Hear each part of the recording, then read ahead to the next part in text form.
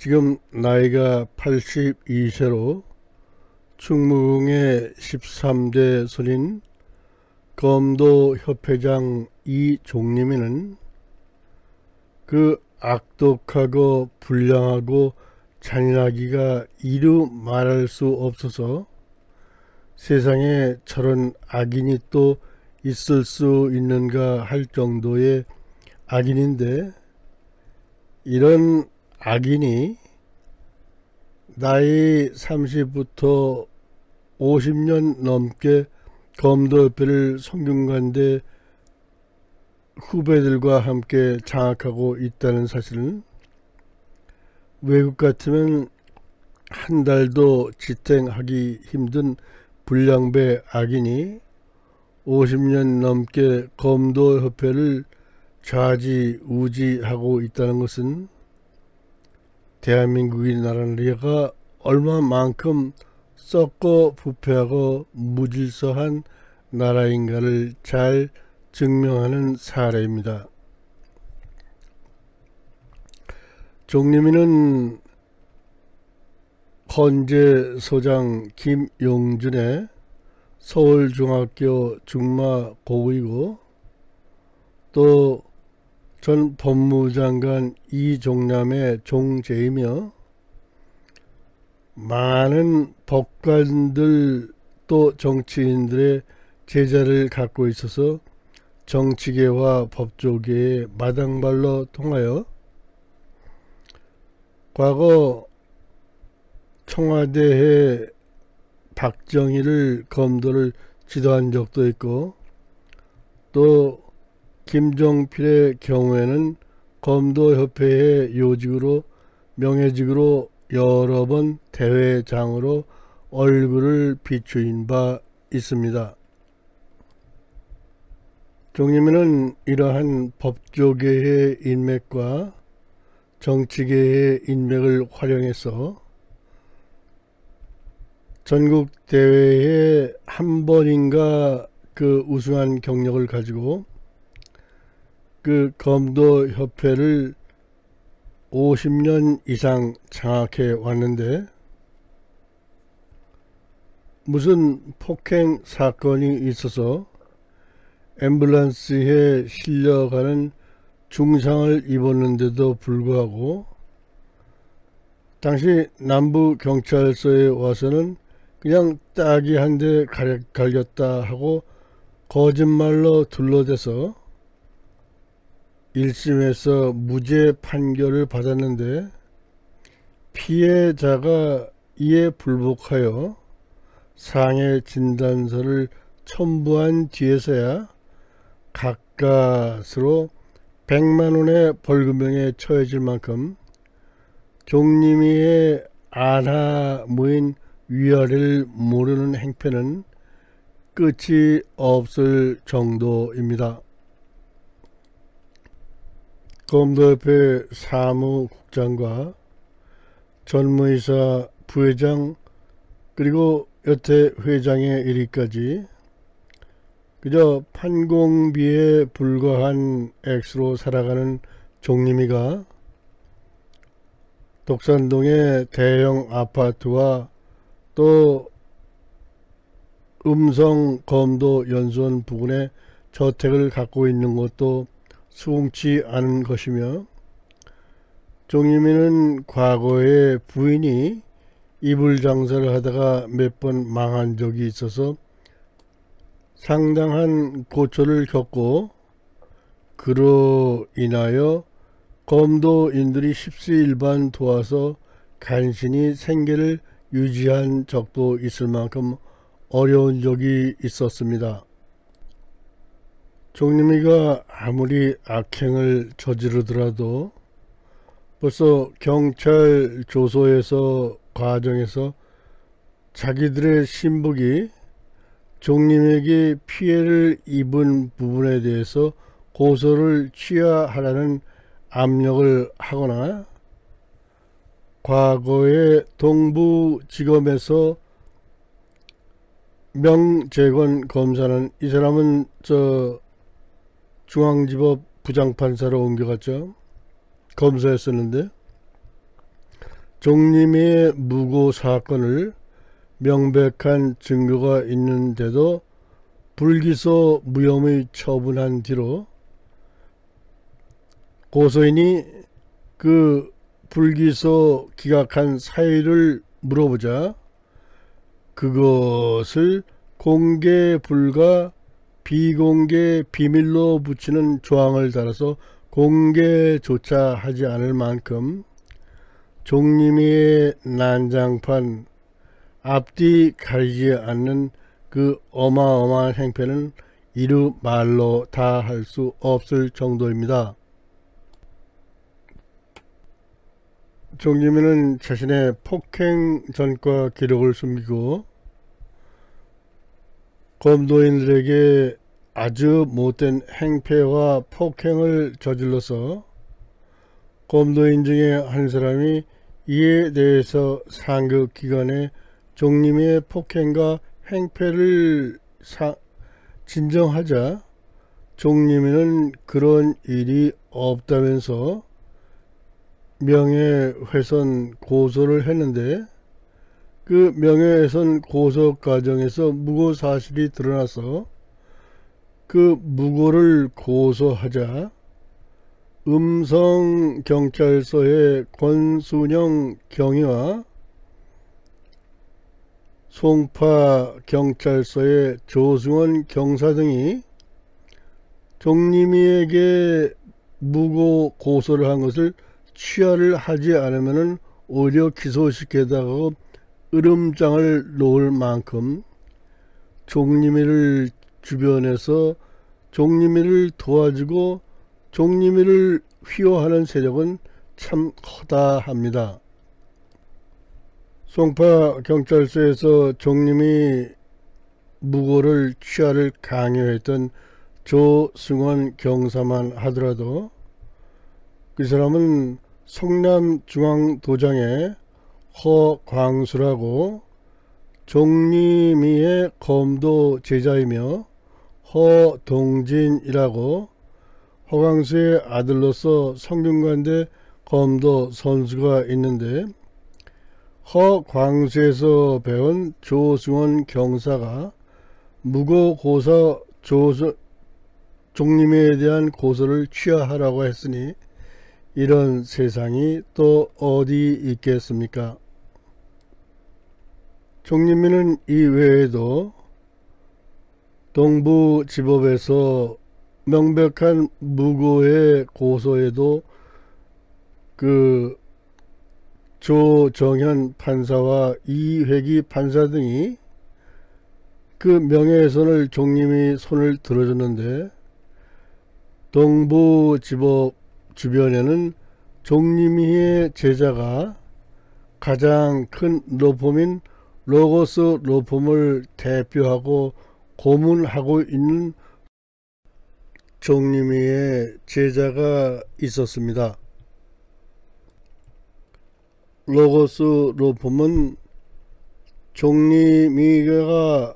성균관대 재단 사무국장일 적에 발생한 수학교수 석궁 사건을 발발한 수학교수 김명호를 해임시켰을 당시의 재단 사무국장으로 이 사건의 1심의 장준철과 2심의 양승태는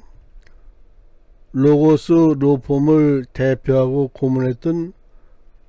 종림이의 제자와 같은 나이에 서울법대 동창이기도 했죠. 또한 대법원장 양승태가 구속되자 구속적부심에서 변호인과 또 재판에서 변호인을 지원하기도 했던 양승태와 매우 근접한 로펌이기도 합니다. 검도협회에 월간지가 10여 년 전에 발간된 적이 있는데 그 월간지에서 종림이가 연수원장으로 있는 검도연수원에 건축에 관하여 이런저런 이론을 제기한 적이 있었습니다. 어떻게 논과 산과 임야가 똑같은 가격에 매입될 수 있느냐는데 이유를 제기했고, 상식적으로 논과 산, 임야가 어떻게 똑같은 가격으로 임야될 수 있겠습니까? 그 공시지가상으로도 몇 배씩 차이가 나는 그러한 건물이요. 이러한 문제를 제기했다는 이유로 전국의 검도장에 검도협회지 검도 3개를 취재해 불응하고 대회장에 출입할 것을 금지시킨 적이 있을 정도로 종림의 사소한 것을 건드리면 검도인으로서 생존이 불가능할 정도가 되어서 당시 검도 잡지 검도 세계의 그 발행인은 오랫동안 검도계의 일꾼으로 손꼽히는 대표 선수였으며 국내 최강 실업팀의 감독이기도 했는데, 종림이의 그 짓궂고 악독한 행패에 못 이겨 제주도에 가서 10년 넘게 고생을 하고 있는데, 제주도에서 중학교에 그 검도 사범 코치직을 제안받으면서 그걸 접수하자 그것마저 하지 못하게 해서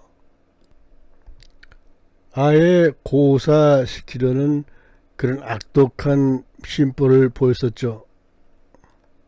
그리고 종림이가 법원에 나와서는 자기에게 말을 안 듣는다는 이유 하나로,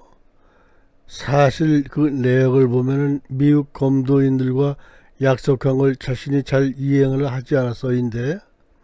미국 검도인들을 12, 3명 정도 대량 그 징계시켜서 검도에서 쫓아내고 법원에 나와서는 2, 3명을 했다거나, 또 종림이가 숱하게 저지른 폭행에 대해서 폭행한 적이 없다거나 그러한 위증 사례가 있어도 종림이는 그냥 넘어갈 정도로 대한민국이 아주 썩고 부패한 나라죠. 세계 검도 선수권대회가 이태리에서 열렸을 적에는 당시에 국제심판, 한국인 국제심판이 한국이 아닌 다른 나라에 유리하게 심판을 했다는 이유로 죽도록 두들겨 패서 이 사건에 대해서 그 누군가가 경기도 경찰청에 진정을 했는데, 뭐 무혐의로 흐지부지 됐는데, 사실상 그 체육계라는 데가 누구한테 맞거나 폭행을 당해도 그것을 그랬다고 고지고대로 진술하기가 힘든 곳이거든요. 왜냐하면 그러다 보면 자기의 영원한 밥그릇이 끊어지니까요. 종림이는 그러한 사건이 있고 나서도 오히려 거꾸로 그 사건을 진정했다고 생각되는 경기도 검도협회 회장이 그 협회장을 물러날 정도로 종림이는 천하무적이 될 만큼 그러한 세도를 부려왔었습니다. 이렇게 폐쇄적이고 악독하고 폭력을 휘두르는 불량배 종림이가 아니었으면 검도는 크게 발전했을 텐데, 종림이는 그 모든 그 소나기를 하나도 놓지 않고 자기 성균관대 후배 위주로 똘똘 뭉쳐서 과거에 협회 감사의 내용을 제대로 제출하지 않으니까 거기에 대해서 항의한 일도 많이 있었고, 또 종림이가 했었던 많은 이상한 수의계약, 건축사 수의계약, 그럼으로써 그의 그 대학 후배가 부실공사를 낸 데 대해서 부실공사하고 공기지원에 대해서 오히려 손해배상을 청구해야 될 종림이가 오히려 돈을 더 대주는 등, 그래서 협회 감사가 동부지검에 진정한 사건도 있었죠. 그리고 과거에 이재욱 회장이 억대의 지원을 해서 그 한국, 미, 일본, 중국의 3국 그 검도 교류사에 대해서 그 저거 한 적이 있는데, 종림이가 그 발간 사업에서 하도 보잘것없는 책을 갖다 만들어서 별로 학문적인 가치도 없어서 뒹굴고 있어서 누구야 봐주지도 않고 있으며, 이러한 억대의 책을 발간하면서 어떤 사업 계약서라든지 구체적인 명세도 없이 그저 주먹구구식으로 두리뭉술해 가지고 협회 감사가 이에 대해서 강력한 문제를 제기한 적도 있었죠. 한국이라는 나라가 얼마나 썩은 나라냐면은 이렇게 폭력배, 불량배, 악독하게 50년 동안 검도의 저를 자신의 그 주변 권력층을 이용해서 장기 집권해서 그야말로 암흑의 세계로 만든 종림이가 대한체육회와 문체부에 진정을 했더니